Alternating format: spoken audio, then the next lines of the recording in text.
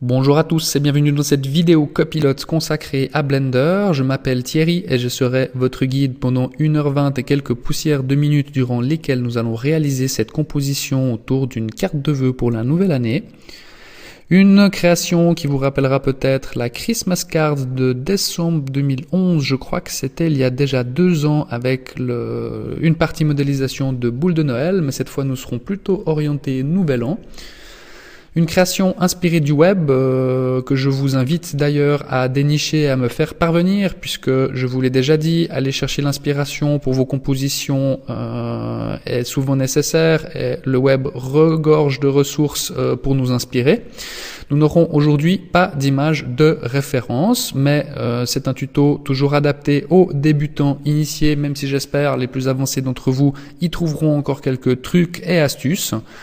Un tuto complet de la modélisation feuille blanche pour la mise en place de cette scène avec évidemment les nombres, les cotillons, les confettis sur un plan qui va émettre l'ensemble de nos confettis, un système d'éclairage et une caméra avec une profondeur de champ, un fond studio pour la décoration en background.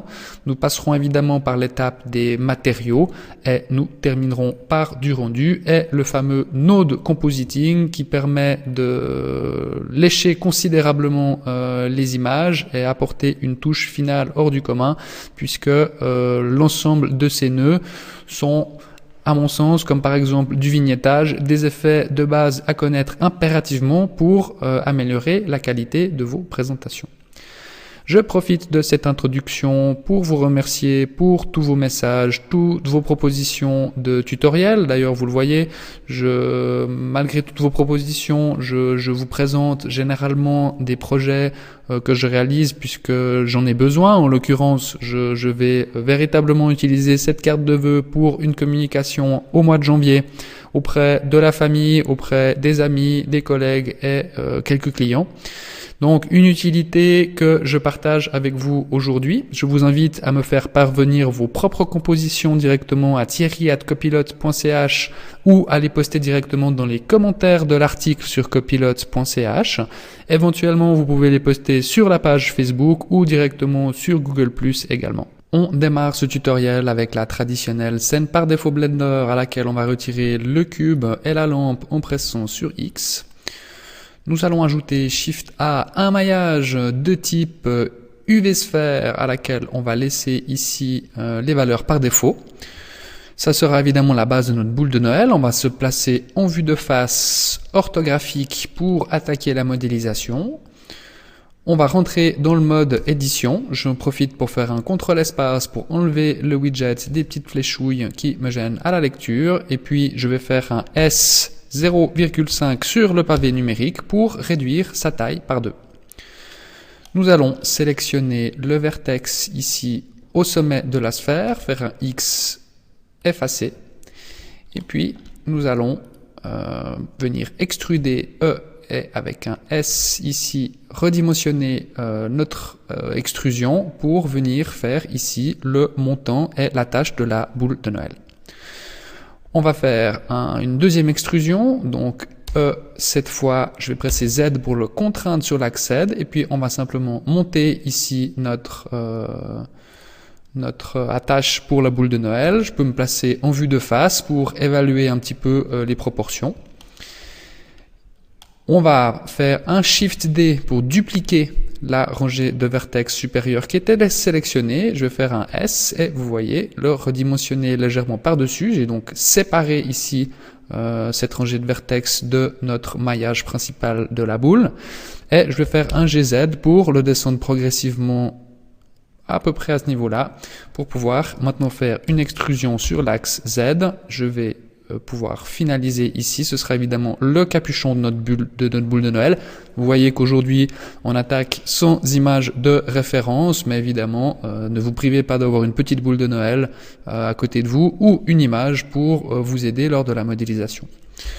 Alors je vais le placer un petit peu plus bas, je vais faire un extrude S pour amener une rangée de vertex vers l'intérieur ici et un extrude S W merge at center pour pouvoir fermer ici mon capuchon. Pour finaliser la tâche, on va utiliser une bande de vertex supérieure ici du capuchon. Je vais sélectionner celle-là avec un Alt clic droite et puis je vais faire un Shift D. Je vais me mettre en vue de face. Je vais faire un GZ pour le monter gentiment, un S, et puis afin de pouvoir travailler sur cette partie ici qui va être la petite attache qu'on utilise avec la branche du sapin en principe, je vais séparer mon objet pour le refusionner, vous verrez plus tard. Donc je vais presser sur P, Separate Selection, afin de différencier mes deux maillages en deux objets. Je vais sortir du mode édition de la boule, rentrer dans le mode édition de la petite rangée de vertex qu'on vient de créer et je vais tout sélectionner en mode édition, faire un S et puis je vais la déplacer ici. Alors je vais repasser en mode wireframe en pressant sur Z et puis nous allons faire une extrusion ici, pouvoir venir faire ici, vous voyez, notre attache et évidemment pour réaliser l'autre côté, on va utiliser un modifieur miroir. C'est pour ça que j'ai séparé momentanément l'objet. Vous voyez que le point de l'origine de notre objet ici qui est isolé est toujours sur le curseur 3D ici au centre de la scène. Donc en ajoutant un modifieur de type miroir sur l'axe X, je vais avoir automatiquement l'autre portion de la tâche qui va venir ici se modéliser automatiquement. On va également y ajouter CTRL 2, un petit modifieur de subdivision de surface, comme ça on va voir exactement ce qui se produit au moment où je fais la modélisation et c'est ça qui me fera des jolis arrondis pour mon attache. On va continuer l'extrusion. Je peux appliquer une rotation, je peux faire un S pour redimensionner l'ensemble. Je vais peut-être commencer par G ici, écarter un petit peu l'ensemble. Je désélectionne, B pour sélectionner cette bande de vertex, S, et puis j'extrude encore une fois pour ramener ma bande. Je fais une rotation, et puis encore une extrusion. Et cette fois-ci, je zoome. On va faire une rotation pour venir quasiment se placer sur mon axe Z. G pour le rapprocher, et vous voyez que si j'active le mode clipping de l'option miroir, ils vont automatiquement ici se joindre pour former qu'une seule pièce. Alors on va affiner un petit peu notre modèle. Je suis pas trop content des proportions, donc je fais quelques sélections et puis B, je vais en fait ici venir, alors A pour redésélectionner l'ensemble, B pour sélectionner juste cette portion de vertex ici, et puis je vais venir maintenant jouer un petit peu avec notre modèle. B ici, je peux lui appliquer une petite rotation S. Puis vous voyez que mon attache a plutôt un sale look pour l'instant. Donc B, je vais rapprocher ici cette portion. Je vais faire une rotation. Ah, j'en ai manqué un de vertex. CTRL Z. B. On n'hésite pas à zoomer pour se rapprocher évidemment de notre modèle. Je fais ça un petit peu en mode, on va dire, non académique. Je applique une rotation, mais c'est pas grave. Et puis, j'ai envie ici, BS, rotation, G, et puis on va venir déplacer encore cette rangée de vertex ici, pour donner l'impression ici de la tâche dans la boule. On fait un petit contrôle visuel depuis l'extérieur. On a quelque chose qui commence à être pas mal. On pourra toujours venir donner un petit shading smooth à l'ensemble après. Je vais garder mon attache ainsi. Avec un petit contrôle depuis la vue de face, j'ai quand même la sensation que mon attache est un petit peu grande. On peut donc A, sélectionner l'ensemble, S, redimensionner légèrement. Vous voyez que quand je le redimensionne à cause du clipping de mon miroir ici, j'ai ces points ici qui restent attachés à l'ensemble. Donc je vais faire un CTRL Z. Je vais appliquer mon miroir et à présent je vais faire un A. On peut toujours tenter de faire un remove double au cas où le miroir nous aurait dupliqué une rangée de vertex ici. Vous voyez que c'est pas le cas puisque j'ai 0 vertex à double. Et puis maintenant je peux faire mon S pour réduire mon attache et puis lui donner une dimension et des proportions un petit peu plus acceptables pour ma boule. Et puis avec un GZ, je le redescends ici à l'intérieur.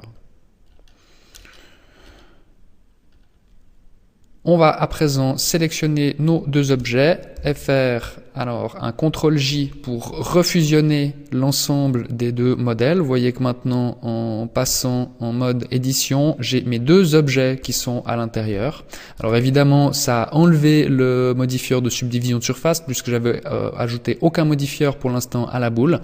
On va pour ceci alors faire un CTRL 2 pour ajouter la subdivision de surface à l'ensemble du maillage, ajouter également un shading smooth, et puis alors je vais pouvoir maintenant faire quelques petits ajustements, comme par exemple contrôler que mon chapeau ici a une arête, je vais faire un CTRL R un petit peu plus franche vers le haut, et puis ici, la partie qui rentre à l'intérieur, on est plutôt pas mal.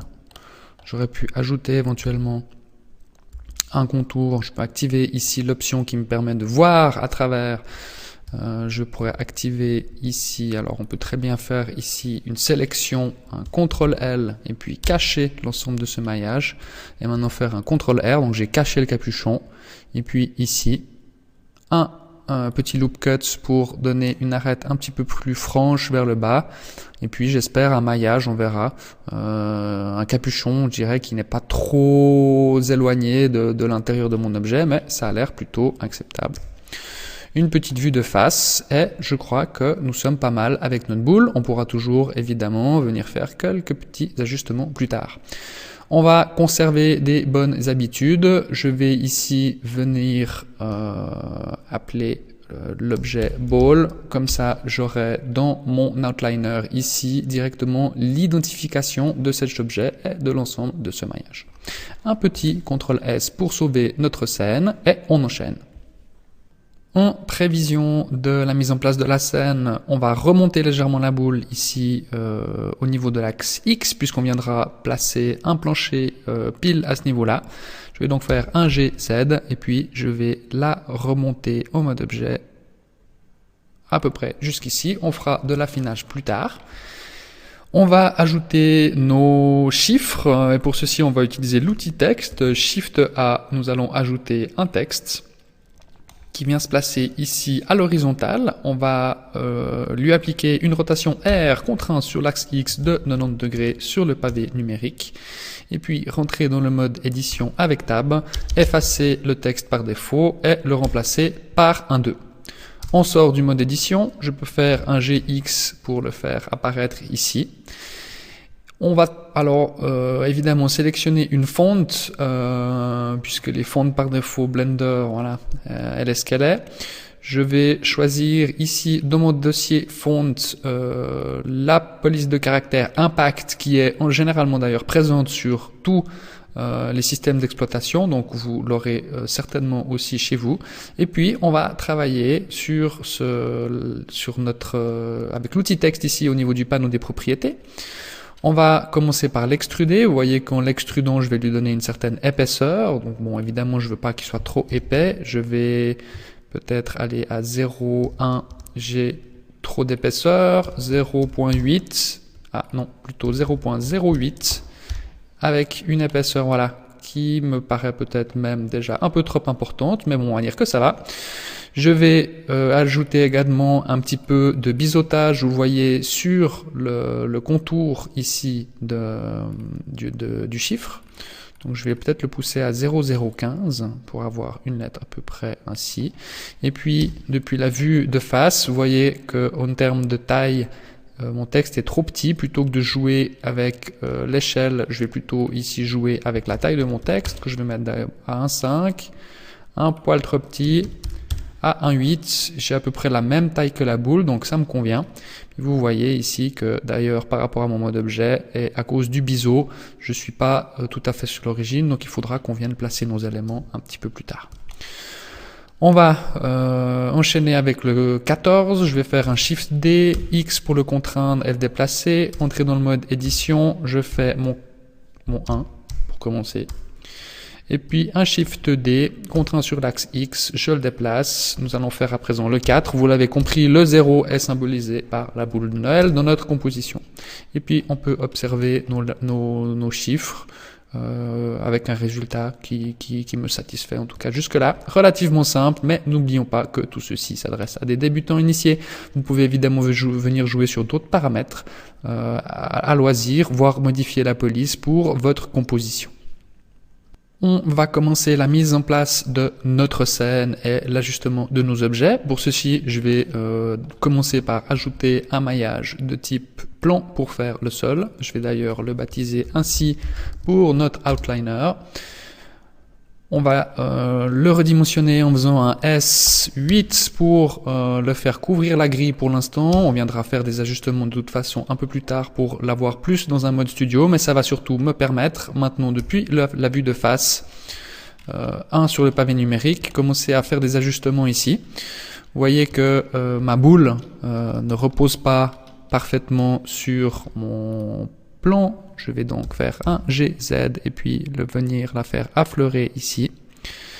On va temporairement enlever ici en pressant sur T le petit panneau pour maximiser l'espace que nous avons à disposition.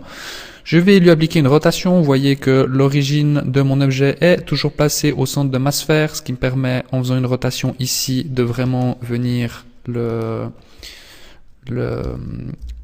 lui appliquer la rotation et ne pas avoir besoin de me soucier de la remonter plus tard. Je vais faire affleurer ici mon picot. Et puis, vous voyez qu'elle n'est pas encore orientée comme je le souhaiterais par rapport à la caméra. On va donc, depuis la vue de face, depuis la vue de face,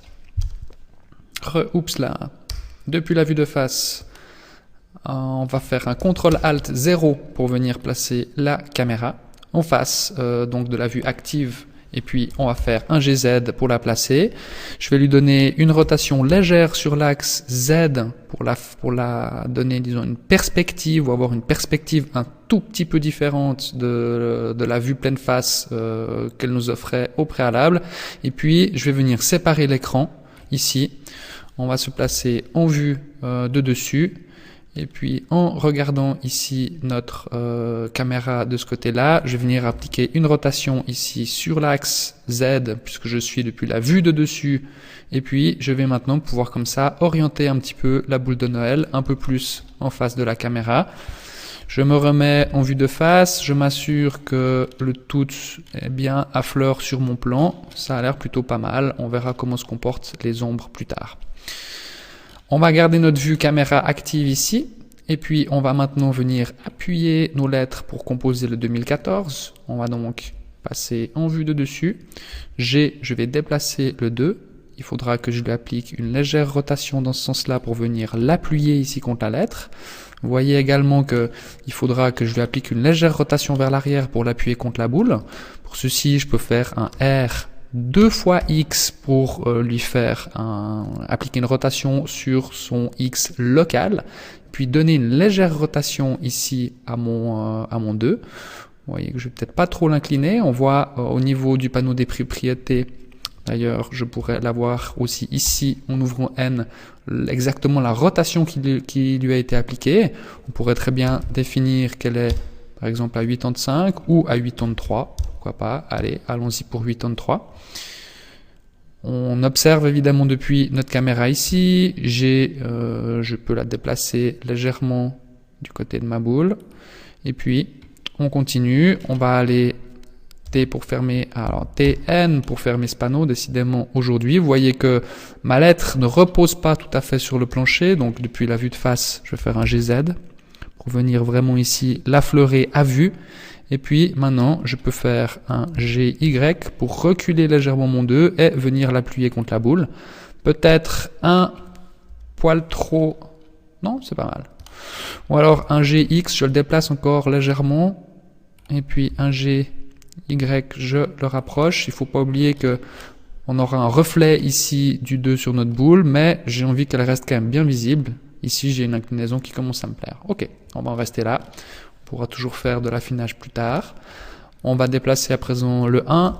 Même opération, G. Je peux lui appliquer la rotation directement ici depuis mon panneau du mode objet. Depuis le panneau N aussi ici, je vais lui appliquer exactement la même.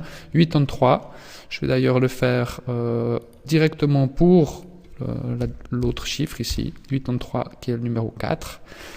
On va se placer en vue de face. Je vais GZ la remonter légèrement. N, je ferme le panneau. R, Z, j'applique une rotation sur l'axe Z et puis je viens l'appuyer légèrement ici sur ma boule. Il est déjà en train de passer à travers. Donc, rotation Z, je peux lui appliquer un petit peu plus de rotation, peut-être. Et puis, venir faire un GY pour l'écarter. Et puis, venir le faire ici, poser, affleurer à la boule. Il tient un peu en équilibre de manière magique, mais c'est pas grave. Vous voyez ici que j'ai la rotation sur l'axe Z. Je peux lui donner le 29. Vous voyez qu'on est donc au niveau du panneau propriété sur le panneau objet. Et puis, je vais ici appliquer directement la même rotation à mon 4. Je vais lui donner les 29. Il va se retrouver exactement aligné ici par rapport à mon 1. Puis maintenant, je vais venir le déplacer pour venir l'appuyer contre le 1. On va venir un G 2 fois X pour le déplacer sur son axe X local, le venir affleurer un petit peu plus. Je vais d'ailleurs les déplacer, les deux G 2 fois X un petit peu plus contre la boule. G, Y, global, je viens ajuster le 1. Et puis, avec le 4 sélectionné, vous voyez qu'il rentre visiblement ici dans mon 1. Donc, G, Y, je viens le décoller et je viens vraiment le faire affleurer au pifomètre. Voilà, je crois qu'on commence à avoir une composition intéressante pour notre scène. On peut rebasculer sur un seul écran. On peut ajuster un petit peu notre caméra. On va d'ailleurs faire un G 2 fois Z pour la reculer légèrement. Et puis avant évidemment de tester les premiers rendus, nous n'oublierons pas de venir ajouter une lampe. On va tout de suite le faire avec un Shift A, ajouter un maillage de type plan G 2 fois Z que je remonte ici, qui sera ma lumière, on va dire, principale. On va appeler lampe et puis qui sera la principale. On va lui appliquer un petit S contraint sur l'axe X pour l'étirer légèrement ainsi. Et puis, je la réduis. Et puis, je vais m'assurer qu'elle sera pile orientée au-dessus de ma scène. Je viendrai ajouter 2 spots de côté. Pour l'instant, on va garder celle-ci. Et puis, on va lui donner un matériau. Le premier matériau, ce sera pour l'éclairage, la lampe principale, qui sera, comme vous le devinez. Ah, attention, avant d'attaquer les matériaux, on bascule dans Cycles, puisque c'est le mode de fabrication que je vais utiliser aujourd'hui. Le nom reste, on va cliquer Use Node et puis passer en mode émission. On va lui demander une lumière pure blanche. On a tous les indicateurs ici à 1. Et puis on va lui donner une force de 4 pour le moment. Avant évidemment de commencer à faire du rendu ou du mode rendu avec Cycle, on pense à basculer dans le mode GPU et puis à éventuellement augmenter un petit peu le nombre de passes pour la preview que je vais mettre pour l'instant à 50. Et puis depuis mon mode caméra à présent, je peux avoir les premiers tests de nos rendus avec une composition plutôt agréable, je pense, par rapport à ce que j'ai envie de faire et par rapport à l'inspiration de départ. Maintenant, je vois que le 4 ici est à fleur, typiquement. Vous voyez que observer les ombres est très important. Donc, je vais repasser dans le mode solide. On va se mettre en vue de face et on va GZ remonter ce 4 pour le placer à peu près ici au niveau de notre plan. Et cette fois-ci, depuis la vue caméra et le mode rendu, je devrais avoir une ombre aussi qui vient se détacher ici. Alors j'ai pour l'instant un petit peu trop d'éclairage là-dessus, mais on n'a pas encore posé de matériaux ni placé notre fond studio, donc on ne balise pas. On va faire ces ajustements en cours de route. On va faire un CTRL S pour sauver l'ensemble avant de continuer. On va préparer notre fond studio. Pour ceci, je vais pas avoir besoin finalement de l'ensemble de ce plan, puisque vous voyez que dans ma perspective ici, j'ai l'impression d'ailleurs que j'ai le coin. Je pense que je vais le rapprocher grandement, mais on va passer dans le mode édition. On va d'ailleurs se placer ici une petite vue caméra pour pouvoir observer la mise en place. Je vais faire un S, et puis vous voyez que tant que je suis ici au niveau de ma caméra, devant ma caméra, il n'y aura aucun problème puisque j'ai le plan qui viendra à fleur.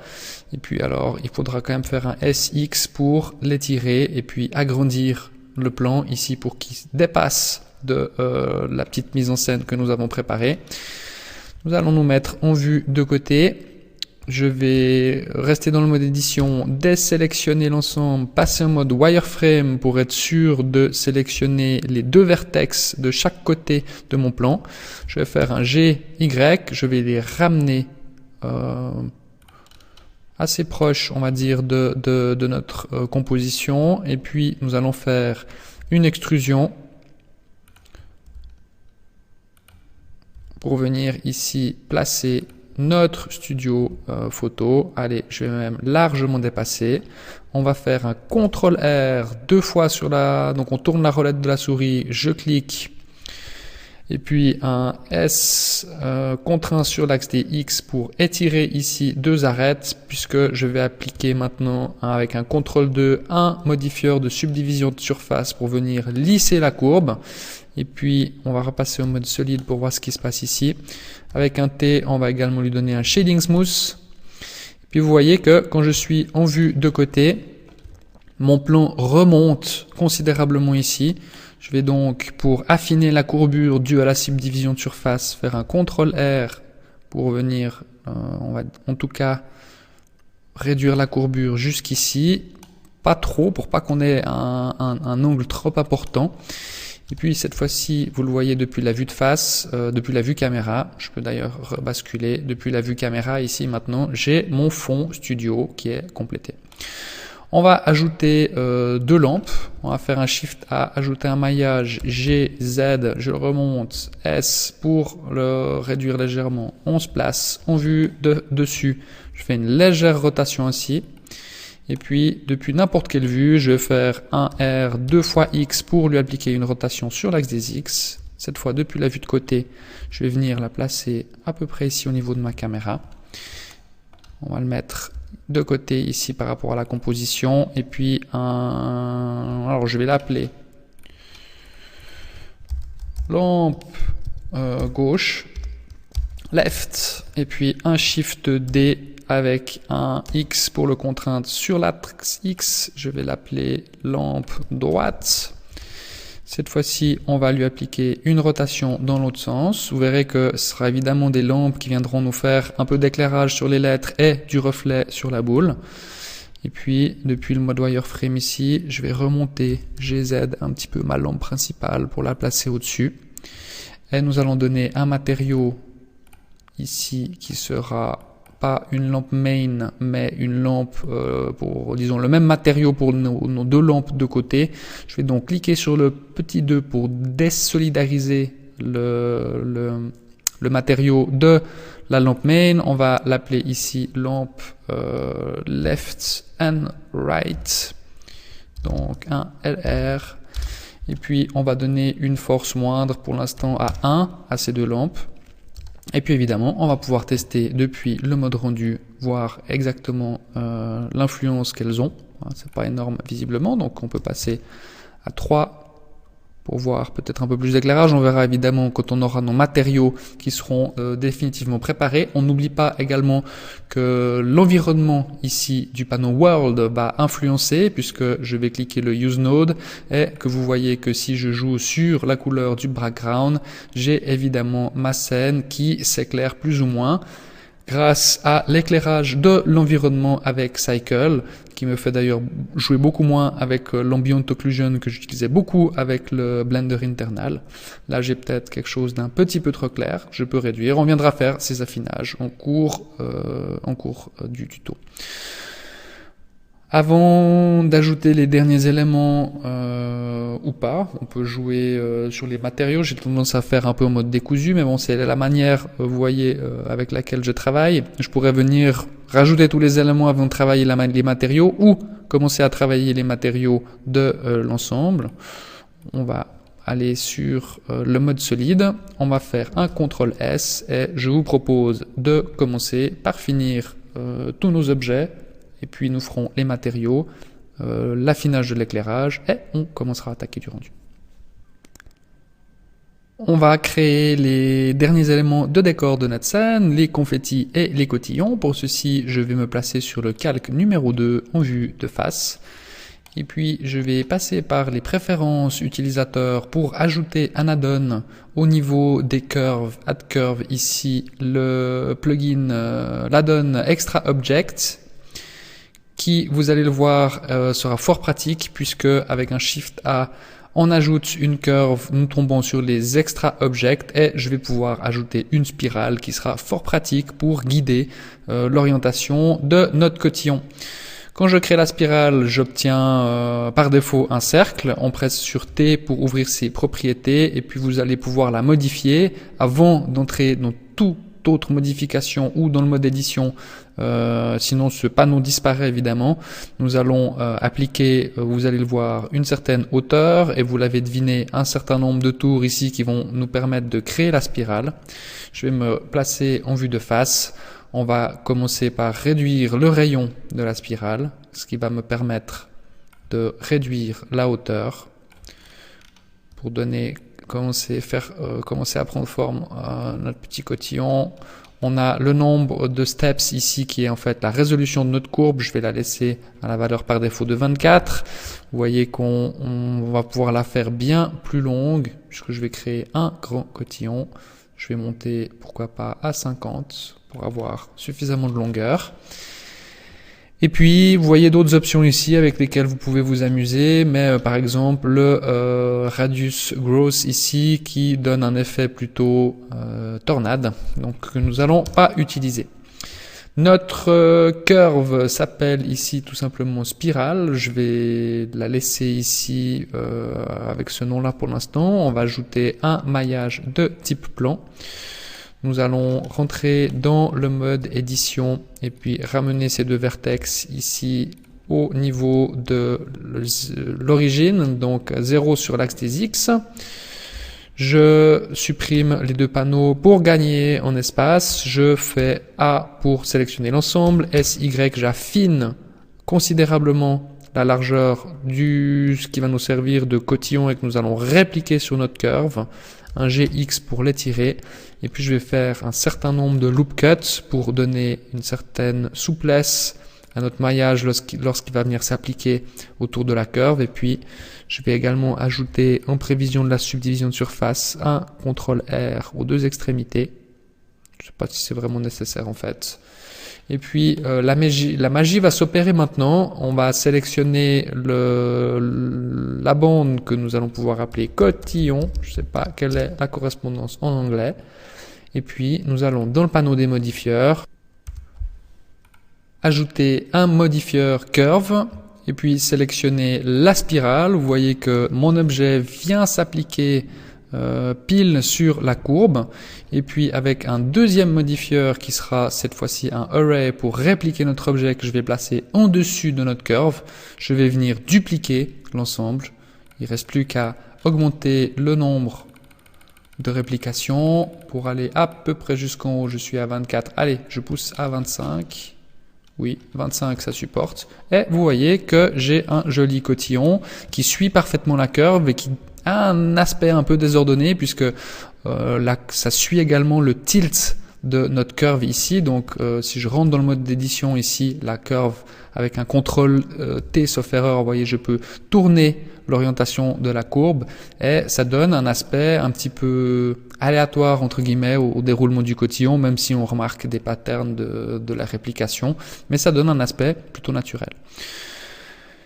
Avant de l'importer sur la scène, sur le calque 1 de la scène, je vais appliquer l'ensemble des modifications ici. Alors souvenez-vous qu'on les applique toujours du haut vers le bas, donc j'applique d'abord le array et ensuite la curve pour obtenir maintenant un maillage unique, donc un maillage complet à partir de ces modifieurs. On va sélectionner, faire un W remove doubles pour supprimer quand même 48 vertex qui étaient superposés.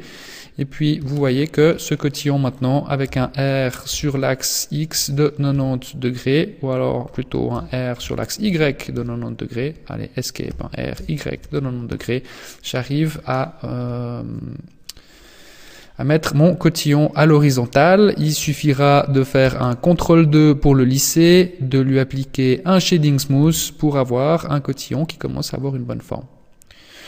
Nous allons le déplacer, donc M sur le calque numéro 1. Je vais supprimer la spirale dont je n'aurai plus besoin.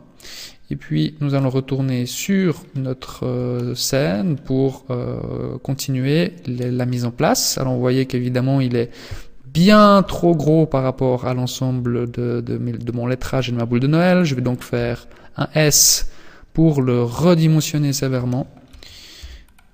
Un G, X, plutôt Z, décidément, pour le remonter sur le plan, au niveau du plancher, G, Y pour le faire apparaître. Je me mets un petit coup dans le mode caméra pour voir la taille qu'il a. Je vais le réduire encore légèrement. Tout est toujours question de proportion. C'est vrai que finalement, par rapport à la boule de Noël, il pourrait être relativement gros, ou alors c'est ma boule de Noël qui est relativement grande, et mon cotillon peut-être un petit peu petit, mais c'est pas grave. Donc pour la scène, j'ai pas envie de lui donner trop d'importance, je vais donc m'arrêter ici. Nous allons faire un CTRL S, et puis on va juste observer avec un petit rendu. Vous voyez qu'il n'est pas du tout aligné au niveau de mon plan. J'aime pas trop non plus, d'ailleurs, que le cotillon ici démarre. Je vais donc faire, avec l'angle ici, je vais donc faire un R sur l'axe des X pour lui appliquer une rotation, puis plutôt orienter l'extrémité du cotillon vers le haut. Et puis avec une vue de face, GZ, je vais venir le déposer. On va observer comment ça se comporte à l'avant. Même si je le fais pénétrer légèrement dans le plan, c'est pas grave. Ce qu'il faut observer avant tout, c'est l'ombre pour quand même donner l'impression là qu'il flotte un petit peu. Il flotte un petit peu au-dessus de la scène. Donc G, Z, on maintient Shift pour y aller en douceur. Et puis un nouveau rendu. Cette fois-ci, il a l'air déposé. Vous voyez, même s'il y a une partie du cotillon qui rentre dans le plan, c'est pas grave. Ok. On passe en mode solide et on fait une petite sauvegarde. On va attaquer à présent la finalisation du cotillon autour de la scène, de notre lettrage, de notre chiffrage peut-être plutôt, et de notre boule de Noël. Pour ceci, nous allons utiliser une courbe de Bézier. On va se placer en vue de face en mode wireframe et nous allons ajouter Shift A une nouvelle courbe de Bézier. On va rentrer dans le mode édition et je vais commencer par sélectionner le premier point d'ancrage, le ramener ici à 0 pour qu'il soit à l'origine de notre objet. On va lui appliquer une rotation également pour le ramener ici au niveau de, disons, dans la même direction que le deuxième point d'ancrage. Et puis je vais déplacer ma courbe et placer le premier point d'ancrage à peu près à ce niveau-là. Vous verrez que l'origine a vraiment toute son importance puisque nous allons ensuite utiliser la courbe avec un modifieur sur notre cotillon pour pouvoir venir l'enrouler et que l'ensemble de ces paramètres doit être préparé minutieusement. Vous le verrez au fur et à mesure de l'avancée. Avec un G, je déplace ce point d'ancrage, je peux commencer à donner un petit peu de courbure. Vous vous souvenez qu'avec les courbes, avec un S, je peux ici intervenir sur la tangente et que la courbe de Bézier va venir effleurer toujours cette tangente. Donc on peut influencer avec le S l'espace entre les deux points d'ancrage. Et puis je vais avec le point ici sélectionné et un clic gauche de la souris ajouter un point d'ancrage, lui appliquer une légère rotation, puis un deuxième point d'ancrage, voire même un quatrième point d'ancrage ici, une rotation, et puis je ne vais pas fermer complètement ma courbe, je vais rajouter un point d'ancrage ici, puis on va à présent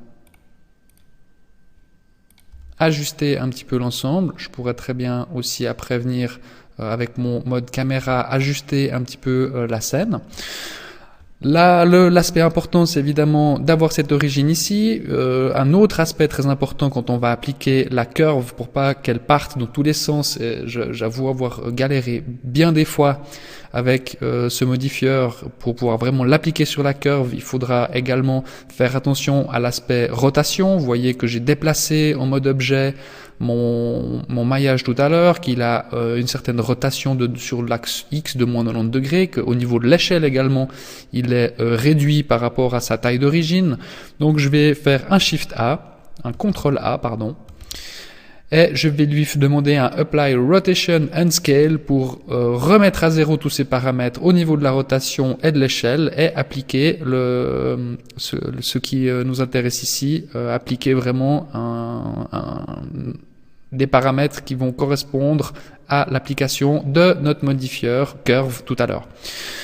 Il me reste un point et vous voyez l'importance d'avoir conservé l'origine ici au début du cotillon et l'origine au début de la curve ici. Je vais à présent ramener le curseur 3D à cette origine en faisant un Shift S, en demandant un cursor to selected et je ramène le curseur 3D à l'origine ici.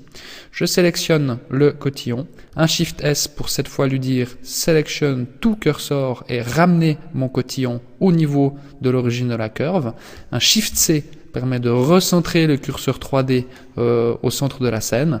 Et puis à présent avec un modifieur de type curve, ma Bezier curve ici, je pourrais très bien la nommer guide cotillon. Ainsi. Et puis donc sélectionner pour mon cotillon le modifieur curve et venir l'appliquer ici sur le guide cotillon et vous voyez que cette fois-ci il n'y a pas de mauvaise surprise et mon cotillon suit impeccablement ma curve. Vous l'aurez deviné, il nous faudrait répliquer quelque peu ce cotillon sur la curve pour en faire le tour. Je vais donc ajouter un autre modifieur qui sera, comme pour l'exercice précédent, un array que je vais placer en dessus du cotillon et on va utiliser quelques duplications. Je peux en faire, pourquoi pas, 4. Et puis, bon, je vais le laisser à 3 temporairement. J'ai envie de me rendre compte ici de l'aspect avec le curseur 3D.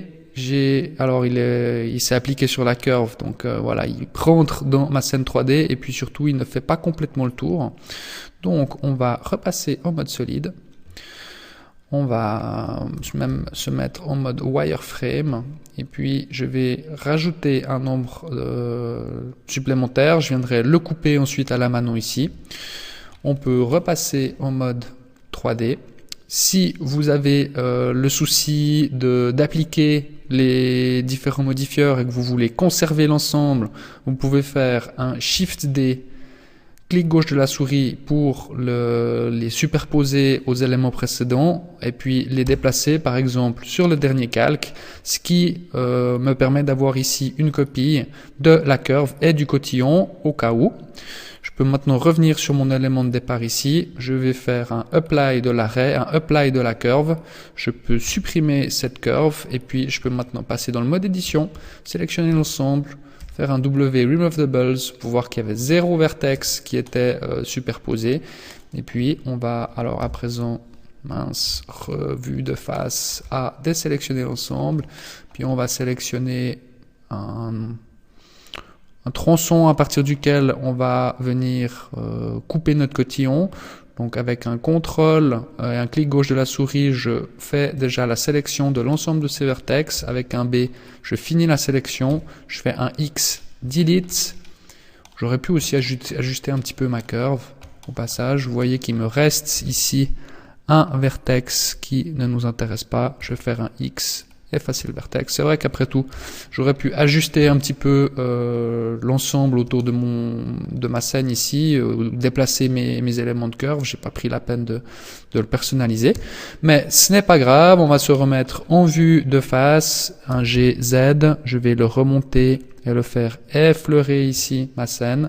Je peux venir en mode caméra de ce côté cette fois-ci, en mode rendu, observer.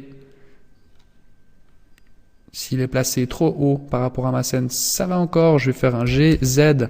Je maintiens le Shift, je descends légèrement, je relâche. Et cette fois-ci, mon cotillon est plutôt bien placé. On va le laisser en mode solide. Et puis, je vais le déplacer légèrement pour le placer peut-être un petit peu plus centré comme ça. Puis vous voyez que j'ai mon cotillon ici avec un démarrage et une fin du cotillon du côté gauche. Voilà, je vais l'ajuster comme ceci.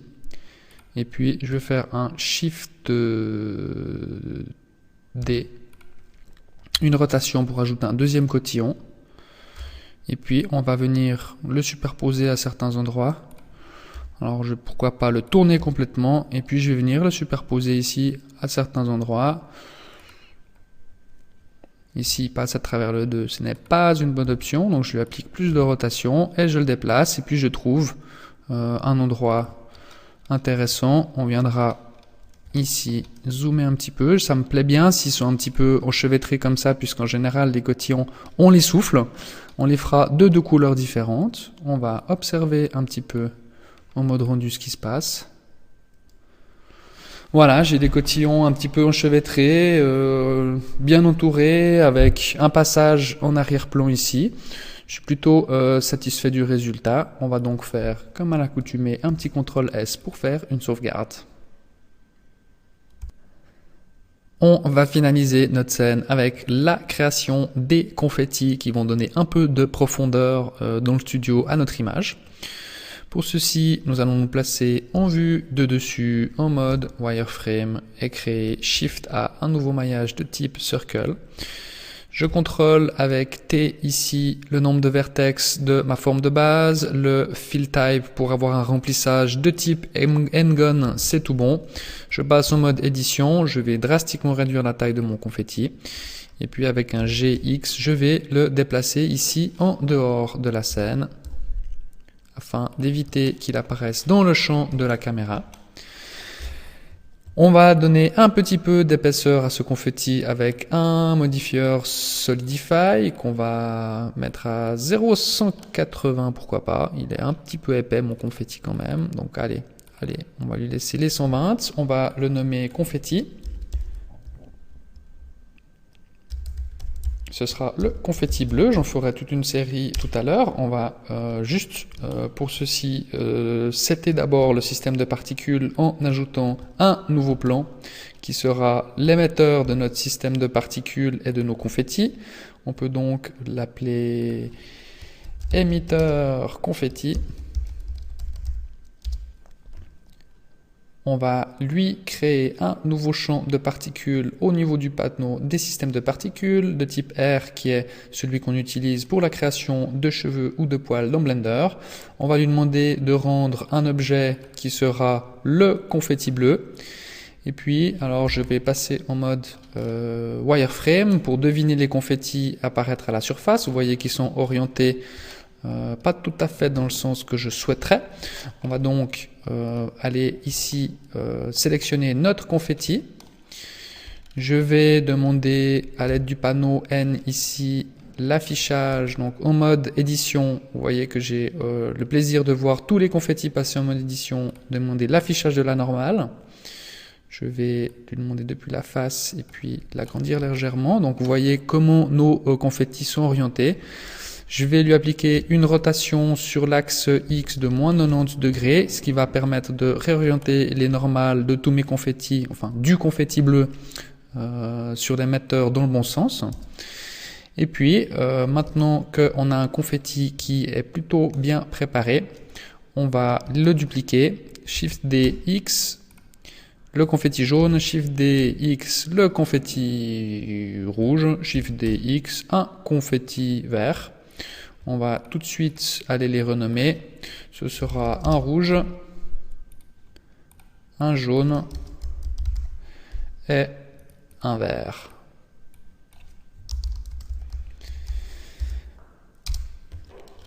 On va créer un groupe avec l'ensemble de ces confettis. Je vais donc tous les sélectionner, faire un CTRL G. Vous voyez qu'ils ont maintenant un contour vert qui m'indique qu'ils sont groupés au sein du groupe qu'on va appeler confetti. Et puis, depuis maintenant mon panneau émetteur, je vais tout simplement retourner dans le mode des particules, sélectionner un mode de rendu pour un groupe qui sera le groupe confetti et ainsi avoir les différents confettis qui viendront se générer sur notre plan. On va cocher le panneau Advanced. On va également ici demander à ce que, au niveau du rendu, on va lui demander un pick random, donc ça va donner un petit peu d'aléatoire à la sélection des confettis dans le groupe, donc qui seront déposés ici.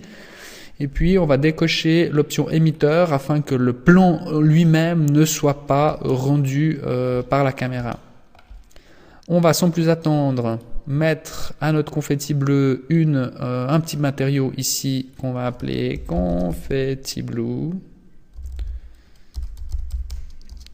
On va lui demander du diffuse et puis on va sélectionner un bleu qu'on pourra venir customiser un petit peu plus tard. Ce qui va nous permettre de passer maintenant en mode caméra et en mode rendu pour voir si nos confettis bleus apparaissent. Alors il semblerait que oui. Mes confettis sont pas trop gros. J'ai quand même l'impression qu'ils sont...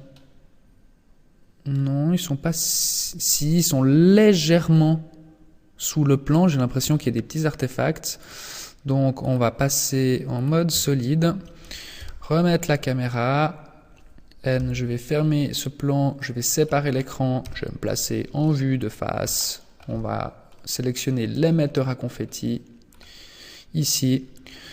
Un G, Z, je maintiens Shift, je le monte légèrement et puis maintenant avec le mode rendu, donc voilà, attention à ne pas trop le monter pour pas qu'on voit des ombres se projeter à partir des confettis, mais là j'ai quelque chose de plutôt pas mal. Il nous reste à aller appliquer une couleur pour chacun des confettis, donc on va pourquoi pas ressortir du mode solide, ça fera moins laguer l'interface. On m'a passé le confetti green au niveau des matériaux. Je sélectionne le confetti blue. Donc j'avais un diffuse quand même. J'aurais pu faire un matériau plus avancé. Mais bon, en l'occurrence, on va s'en satisfaire.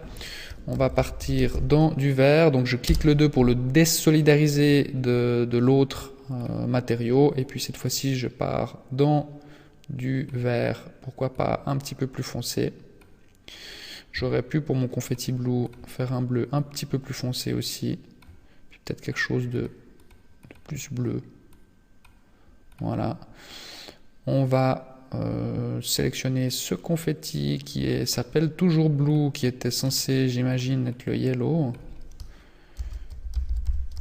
Je vais l'avoir nommé tout à l'heure. Je vais aller lui choisir un matériau qui sera la base confetti green, je désolidarise pour éviter d'influencer le matériau green, je le renomme yellow, je vais choisir un jaune un petit peu flash, un petit peu plus clair, et puis le confetti red, on continue, on prend le yellow, on désolidarise et on fait confetti red, et cette fois-ci je vais chercher un rouge, voilà. On repasse en mode rendu, on observe la scène. Alors j'ai envie de générer un petit peu plus de confettis. Vous voyez que ça part un petit peu dans la profondeur. Et là j'observe que j'ai des confettis ici qui sont générés qui ne servent à rien. Je pense que ce que je pourrais faire, c'est ajuster la taille de mon plan pour augmenter la densité. Et puis venir ensuite ajouter le nombre de particules qui est émise. Donc je vais repasser en mode solide, séparé. Je passe en sets. Peut-être que je devrais ajuster ma caméra avant de faire ceci, puisque je vais ajuster mon plan pile au niveau de ma caméra. Bon, je suis plutôt pas mal posé là. On peut afficher la grille de composition ici, comme la fameuse règle des tiers dans laquelle on vient placer les éléments de la scène sur lesquels on veut faire le focus au niveau des intersections ici des tiers. Ça nous permet en tout cas d'avoir les bonnes, de visualiser plus facilement les proportions. Je vais conserver ici un bon espacement. Je vais peut-être le descendre légèrement pour que mon 2 ici soit bien équilibré au niveau de ces deux lignes. Et puis garder ma scène ainsi. On va donc ajuster notre plan. Donc je suis en vue de dessus, Z. J'ai mon plan émetteur de confetti qui a l'air de rentrer ici déjà dans mon studio photo. Je vais le placer les différents angles ici au niveau de la caméra. Je vais en observant à gauche déplacer mes vertex. Je vais le placer ici. Ici, il faudra complètement le sortir pour bien remplir donc la perspective de la caméra. Et puis ici, je suis déjà bon. Quand je repasse en mode, je sors du mode édition avec le tab, vous voyez que ça régénère la densité des confettis à la surface réduite de mon plan. Ainsi, j'ai plus de confettis pour les 10 000 particules qui étaient émises. Donc, un point à ne pas négliger, on pourrait jouer avec du weight painting. Vous voyez qu'il y a d'ailleurs un nombre de confettis ici qui est émis, qui n'apparaîtra pas, donc qui va consommer des ressources pour rien. Et puis avec le weight painting, on pourrait dire, voilà, je veux plus de densité de confettis à gauche ou à droite. C'est des exercices qu'on a déjà vus par le passé dans d'autres tutoriels.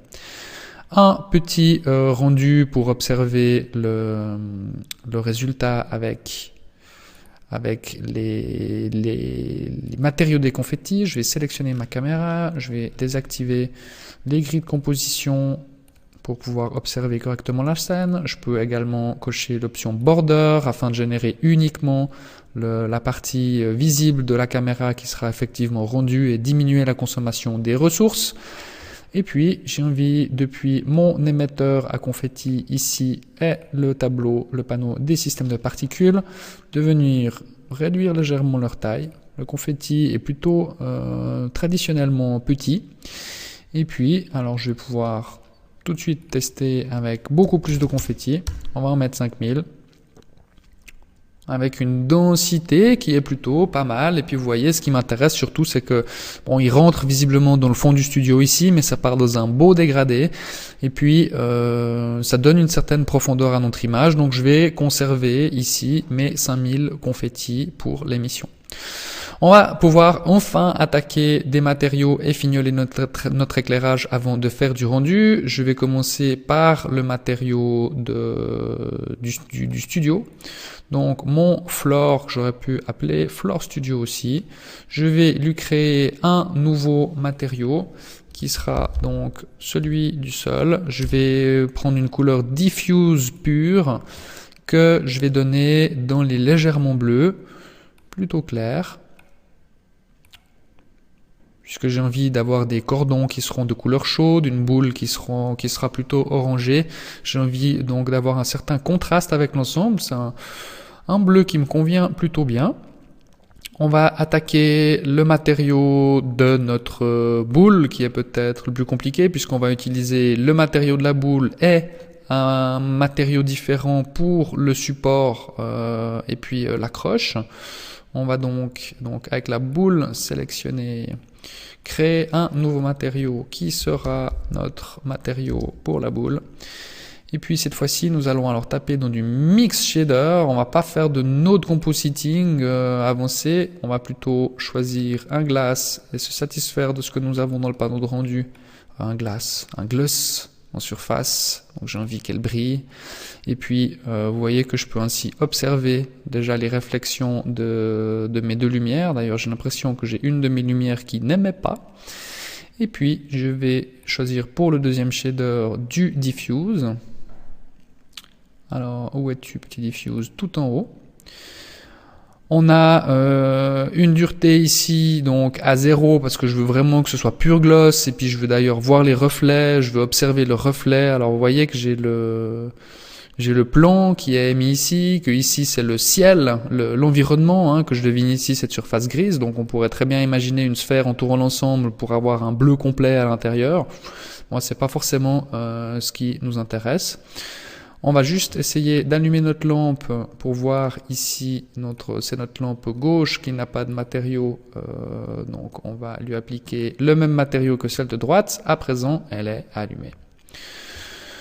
On resélectionne notre boule et puis on va maintenant modifier un petit peu la couleur de notre boule que je veux plutôt dans les orangés.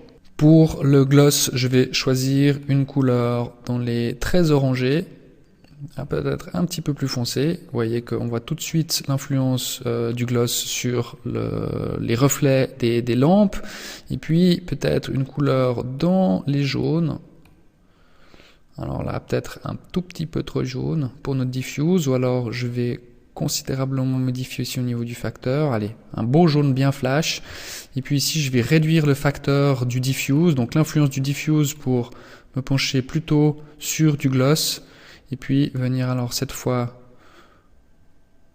ici, sauf erreur, voilà, je suis en 100% gloss, j'ai un beau orange, je vais le mettre un facteur à 0,2 et puis je vais pencher quand même pour un orange un chouïa plus foncé, voire légèrement moins soutenu comme ça. On est presque dans les saumons. On viendra de toute façon passer une bonne dose de colorimétrie ensuite dans le note compositing de la post-production. Il nous faut un deuxième matériau qui sera appliqué pour les métaux. Donc je vais impérativement devoir repasser en mode solide. On va séparer à nouveau l'écran. On va sélectionner notre boule. On va rentrer dans le mode édition. Je vais faire un Alt H pour refaire réapparaître le capuchon que j'avais fait disparaître tout à l'heure. Et puis on va donc l'ensemble de notre boule a le matériau ball appliqué. Je vais faire donc sélectionner un des vertex ici du capuchon. Sauf erreur, j'ai sélectionné un vertex du capuchon là. Allez, je vais prendre celui-là.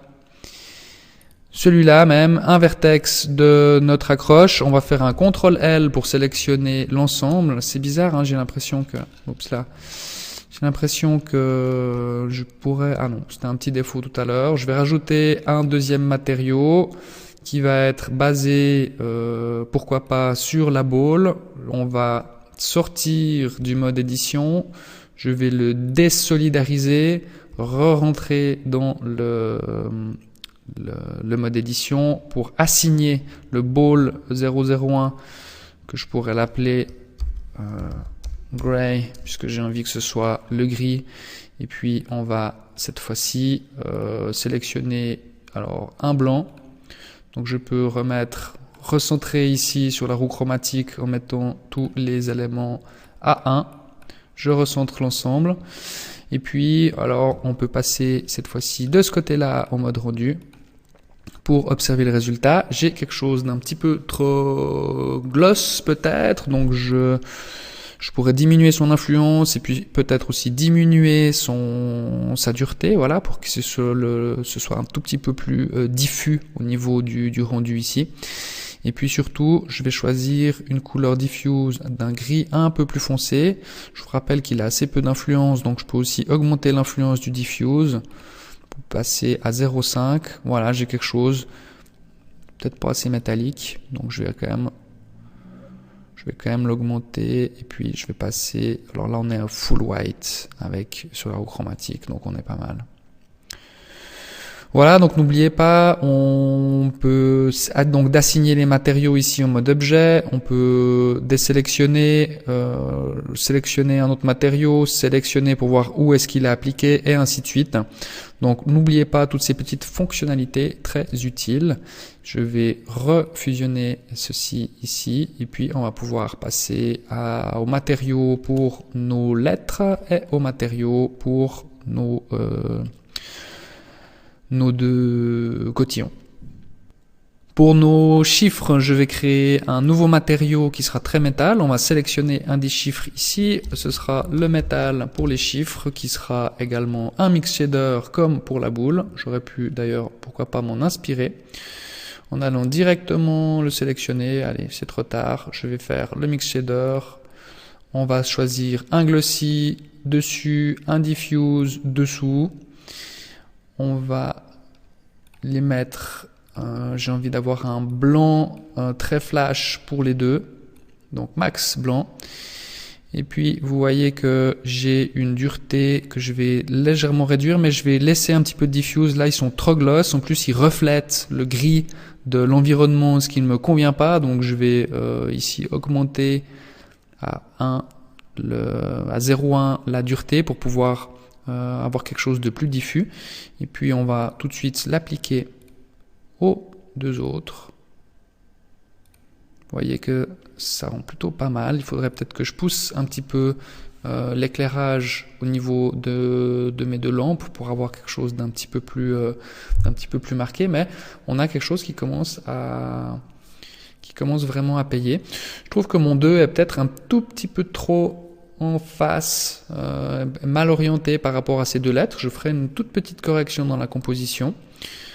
Et puis je vais peut-être réduire l'influence de nos deux couleurs ici, en m'orientant cette fois peut-être plus sur le diffuse. Vous voyez qu'on a aussi du reflet évidemment de notre boule, de la lumière qui se réfléchit même à l'intérieur du 2, c'est pas mal. Je vais juste passer en mode solide pour faire ce petit ajustement cosmétique. Je suis un tweaker ad aeternam. Donc c'est vrai que ça consomme un peu de temps dans le tuto, mais c'est pas grave. R, Z, je vais légèrement l'orienter pour qu'il ait un petit peu la même incidence que pour mes chiffres ici. Puis un G, Y, je le ramène un petit peu en arrière jusqu'à ce qu'il aille toucher. Un GX, je le rapproche légèrement de la boule. Puis cette fois, on a un aspect un petit peu plus appuyé. On effleure, j'imagine, la boule, donc on est pas mal. On est pas mal du tout.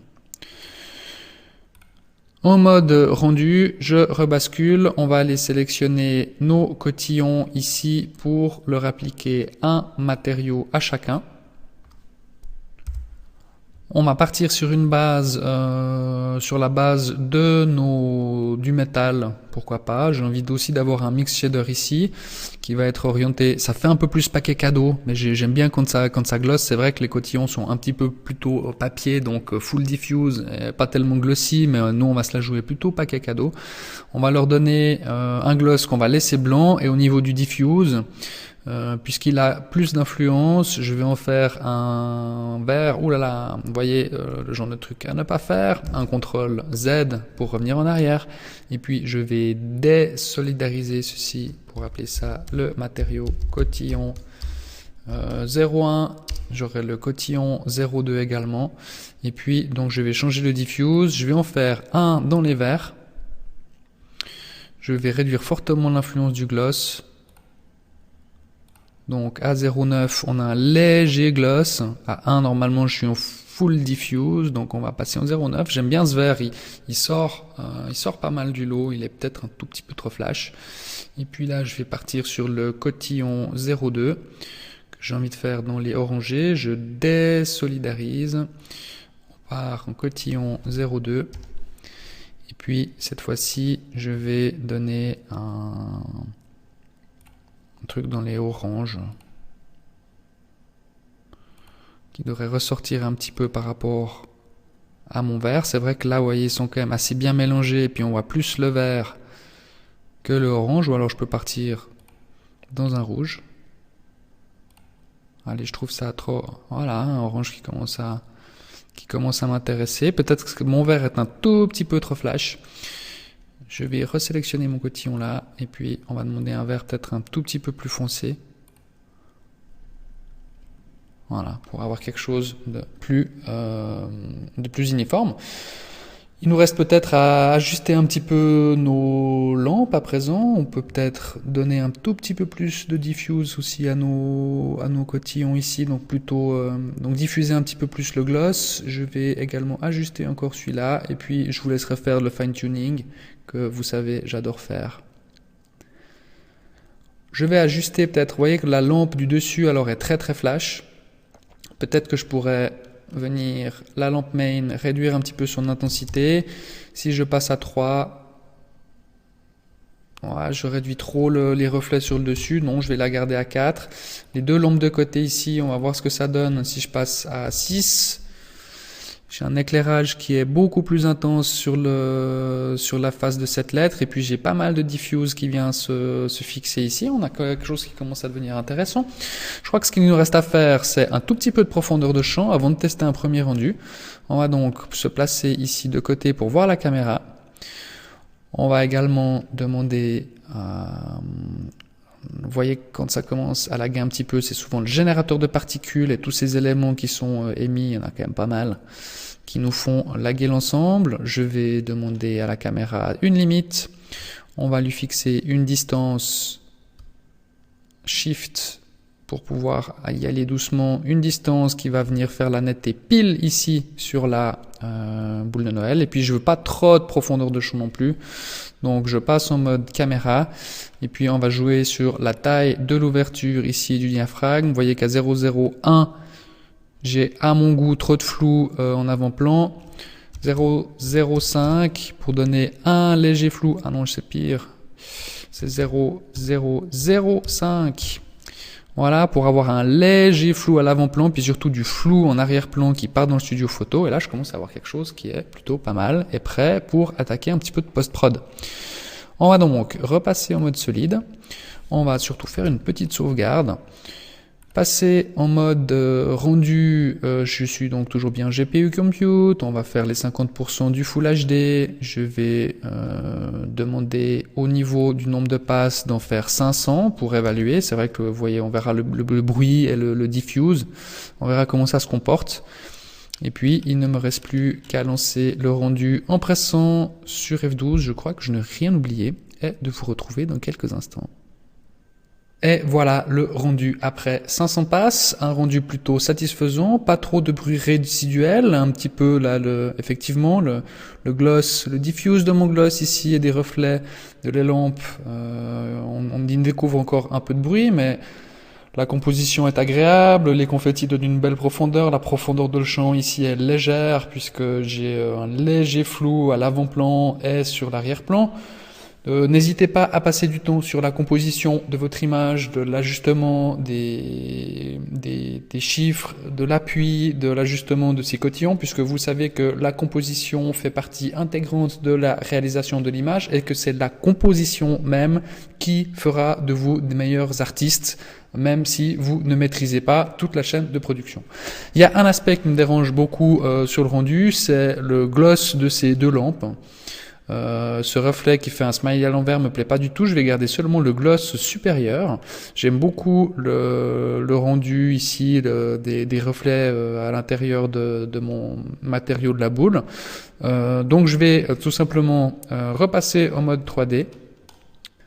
On va aller sélectionner les lampes. Et puis, on va aller dans le panneau des propriétés de la lampe et choisir sous l'onglet Ray Visibility de ne pas faire sur le glossy. Même chose pour cette lampe-là. Et au Magie, depuis la vue caméra, quand je passe en mode rendu, je n'ai cette fois plus l'apparition sur le gloss de mes lampes. Ça affecte évidemment aussi mon lettrage, mais elles n'avaient pas beaucoup d'influence dessus, enfin en tout cas les nombres ici. Donc je vais garder cette option-là. Je vais donc devoir relancer un rendu pour faire le compositing. C'est la dure loi de la jungle. Je repasse donc au mode solide, je lance le rendu et je vous retrouve pour le compositing. Et voilà le deuxième rendu après les 500 passes. On va pouvoir attaquer le compositing. Pour ceci, on va basculer dans le Node Editor. On va sélectionner le compositing du rendu. Cliquez Use Node et Backdrop. Je vais également presser sur N pour fermer le panneau à droite. Et puis, on va faire un petit peu d'espace. On va commencer par ajouter Shift A une output viewer pour venir visualiser nos travaux dans le backdrop. Je vais commencer par ajouter un petit filtre Shift A, filtre de type filtre, que nous allons tout de suite basculer en mode sharpen et pas soften. Vous voyez que le soften a tendance à faire un peu de flou sur l'image. Le sharpen, au contraire, va accentuer les contours pouvoir disons, améliorer la netteté de l'image. On va fortement réduire son influence, on va monter un 0,01. Vous voyez que c'est paradoxal puisque finalement j'ajoute de la profondeur de champ et du flou, mais j'ajoute du sharpen pour ajouter de la netteté. On peut toujours mettre un Shift D avec le viewer ici, avoir un deuxième viewer pour évaluer la différence. Vous voyez que ça pixelise également pas mal le contour de mes objets ici, que je pourrais améliorer aussi avec l'anti-aliasing du rendu. Je vais peut-être réduire ici à 0,05 mon sharpen pour pas trop ajouter de pixelisation à l'ensemble. Et puis, n'oubliez pas de comparer avec deux viewers par exemple. On va ensuite, tout de suite, basculer dans de la retouche colorimétrique avec la Color Balance que je vais venir connecter. On va, encore une fois, faire un petit peu de place. La Color Balance, alors les tons foncés, les tons clairs, les tons moyens et les tons clairs, comme d'habitude, c'est mon nœud préféré. Je vais pousser les tons foncés un petit peu dans le bleu, puisque j'ai envie d'avoir quelque chose d'un petit peu plus corsé ici au niveau du background et puis du studio. Je peux également foncer un petit peu la couleur, peut-être pas trop, ça donne un petit effet spot autour de la composition. J'ai envie par contre au niveau des moyens d'attaquer un petit peu du orange pour faire ressortir ma boule. avec un ton vraiment peut-être, alors pas trop taper dans les jaunes orangés pour pas trop influencer le background, et puis je vais essayer de d'éclaircir légèrement, voilà, sur ma boule mon ton moyen, et puis je vais pourquoi pas essayer de jouer un petit peu sur les tons clairs pour faire ressortir un petit peu les chiffres de l'environnement. Et si vous voulez comparer, encore une fois, vous faites un Shift D ici, vous connectez l'image et puis vous évaluez la différence. Alors je ne l'ai pas connecté et vous voyez qu'il n'y a pas photo. Ça a ajouté un petit peu de contraste à mon image. Ma boule est un petit peu moins jaune et un petit peu plus orangée. Je vais peut-être foncer un petit peu encore au niveau des bleus. Vous pouvez très bien, avec le nœud sélectionné aussi, ouvrir le panneau N pour venir jouer sur les propriétés ici. Des fois, ça nous évite d'avoir besoin de trop zoomer. On va y aller comme ceci. On va essayer de mixer un petit effet glaire et on viendra faire un petit peu de vignettage autour pour faire ressortir le milieu de notre composition. Je vais donc avec un Shift A d'abord attaquer le glaire qui est dans le filtre glaire. On ajoute ici au milieu le glaire. Vous voyez que ça va créer ces fameuses streaks, ces effets étoilés autour des zones les plus claires. Je trouve ça vraiment bien. Au niveau des numéros ici. On peut augmenter le nombre de bâtons, je vais le prendre à 4, voire 5, pour avoir quelque chose de très étincelant. On va pousser le nombre d'itérations au max pour pouvoir avoir le top qualité. On va aller d'ailleurs au niveau de la qualité sélectionner un high. Et puis vous voyez que je pourrais jouer sur le seuil, puisque j'ai le seuil aujourd'hui qui est en l'occurrence maintenant à 1. Et puis si je le mets à 0, vous voyez que le seuil va complètement descendre pour m'éclaircir considérablement l'image. J'ai essayé de me refaire sortir tout l'ensemble, c'est évidemment beaucoup trop intense. Donc on le remonte progressivement.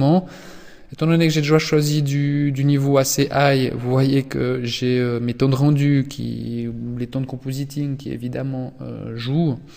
À 0,7, je commence à avoir quelque chose qui me plaît plutôt pas mal. Et quand je le compare franchement avec le rendu de base, on a indiscutablement un effet vraiment top qualité au niveau peut-être trop voyant et trop claquant, mais c'est pas grave, j'aime bien ça. On peut très bien se contenter de l'effet glaire. Si on veut l'adoucir encore un peu, on peut très bien ajouter Shift A à un nœud de type Color Mix et venir avec un mode Multiply, multiplier ce qui sort ici de ma balance de couleurs avec mon effet glaire et venir connecter l'ensemble à mon viewer ici. Vous voyez que quand le mix est à 1, le multiply est à 1, on mélange fortement les deux images. Quand il est à 0, je vais avoir uniquement la deuxième image avec le glaire qui est mixé.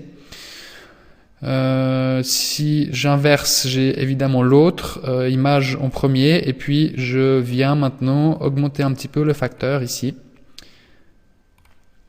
Je vais d'ailleurs faire un Shift espace pour maximiser la fenêtre ici. Tiens, ce sera un petit peu plus de confort au niveau de l'utilisation. Et vous voyez que en venant jouer sur le facteur ici, je vais pouvoir commencer à faire apparaître légèrement mon glaire dans le multiply, avec un inconvénient, c'est que je viens considérablement foncer l'arrière-plan, et puis que à choix, ça en tout cas me donne un contraste beaucoup plus intense. Je vais juste remonter l'inversion des nœuds et puis le réduire.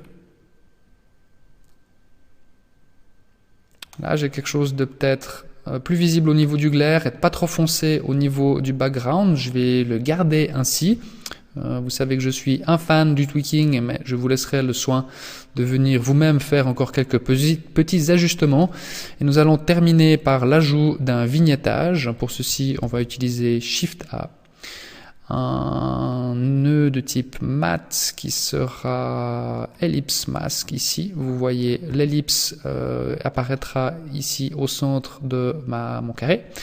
On ne visualisera rien tant que nous n'aurons pas de toute manière mélangé notre ellipse mask avec une image. Donc on peut très bien, pour se rendre compte, venir connecter ici l'influence de mon ellipse mask.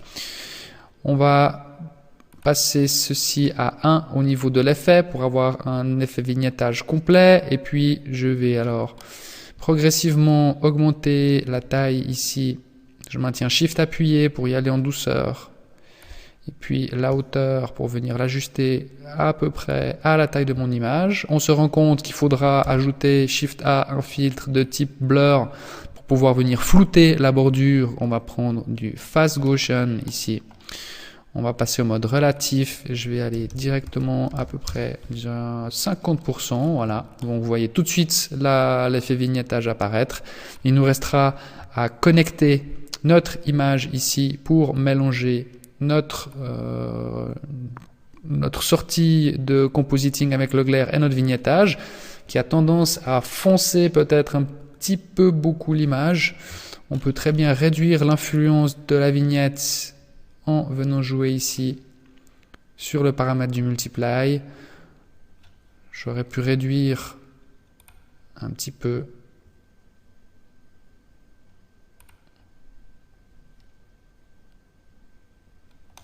Voilà, j'aurais pu réduire un petit peu l'effet du glare ou venir retoucher un petit peu ma balance colorimétrique. On peut très bien aussi jouer des fois avec simplement un dernier nœud que j'utilise régulièrement qui sont les RGB Curves. Si on l'utilise en mode simple, c'est-à-dire complet, sans choisir un canal de couleur, on peut facilement jouer sur les contrastes de l'image. Puisque ce que j'affectionne particulièrement, ce serait de voir les 2014 vraiment ressortir de mon arrière-plan. Donc je peux tout simplement maintenant venir jouer sur la courbe et vous voyez, j'arrive à éclaircir fortement mon image et à corriger peut-être certains défauts que j'ai amenés à partir de mon effet glare et de mes deux nœuds multiply. On n'oublie pas de placer en finale le composite et puis une petite comparaison avec le premier rendu et l'effet compositing nous montre évidemment qu'il n'y a absolument aucune comparaison possible entre la première et la deuxième image après compositing.